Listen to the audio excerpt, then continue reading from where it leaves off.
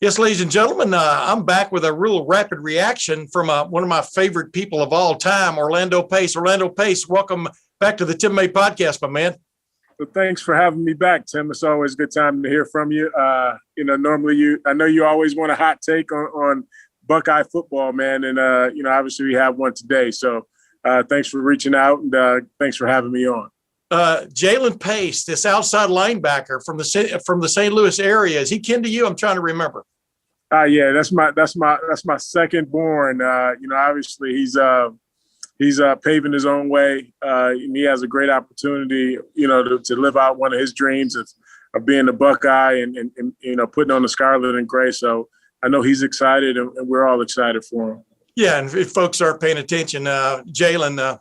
Orlando's second born, as he just pointed out, committed to Ohio State today. He's going to be a preferred walk-on, but that's that's actually getting your foot in the door big time as far as that aspect goes. And clearly, he's got a little bit of growing to do, for want of another term. But he's 6'3", 195, 200 pounds, somewhere in that area, right, Orlando? Yeah, he's about 205, and hopefully, he'll get some of his dad some more height.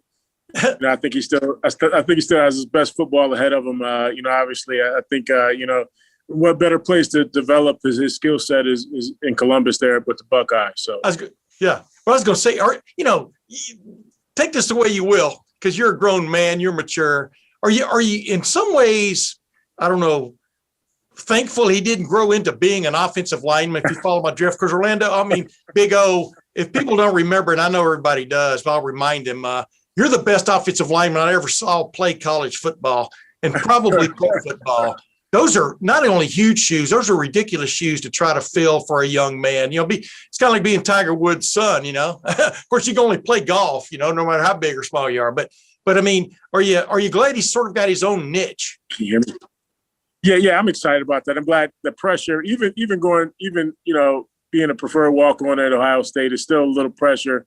I just told him to go out and be his own man. But I'm glad he wasn't an offensive line, because everybody would obviously compare him to my career and what I did. But, I'm excited for him. He has an opportunity to develop under a decent program and really enjoy his college experience. That's what I told him for the most part. Just go to Columbus. You've been a lifetime Buckeye fan. You have an opportunity to run on that field. Just enjoy it and try to develop your skill set and get better. It's interesting. He's a second-generation Buckeye. He's going to be coached by a second-generation Buckeye, Al Washington Jr. How much do you know of Al Washington Jr. and what just stands out about him tutoring your son? Yeah, I think, obviously their entire coaching staff are great. They have a lot of great coaches on that coaching staff. So I'm excited about them to be there. I know Coach Washington's a great coach. I look forward to Jalen developing under him and just seeing what happens. So excited about that. I know their program overall, he can develop and get bigger, faster, stronger, like nowhere else than Columbus. What stands out about Jalen in a nutshell? Just a couple more questions. What stands out about him from your aspect, from being an NFL Hall of Famer, football about as well as anybody? What stands out about his game in particular, from an objective standpoint, not just a father bragging standpoint? No, you know what? I think Jalen's probably the most athletic, one of the most athletic linebackers that I've seen. Obviously his last couple games, 4 interceptions at outside linebacker. So he has a tremendous hand, a tremendous skill set.